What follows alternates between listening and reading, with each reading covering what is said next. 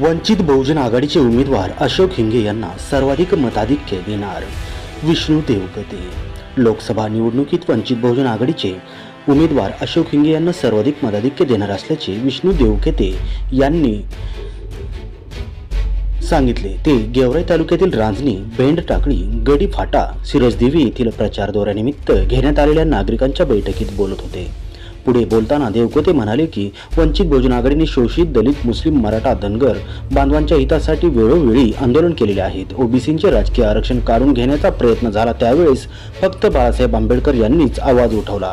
गरीब मराठा समाजाला आरक्षण मिळालेच पाहिजे ही भूमिका घेतली। कोर्टाने मान्यता दिलेल्या मुस्लिम समाजाच्या 5% आरक्षणाची अंमलबजावणीसाठी वेळोवेळी आंदोलन केले। यावेळी मुस्लिम, मराठा, धनगर, साळी, माळी, कोळी, वंजारी 18 पगड जातीमधील बहुजन मतदार वंचित बहुजन आघाडीच्या पाठीमागे उभा आहे।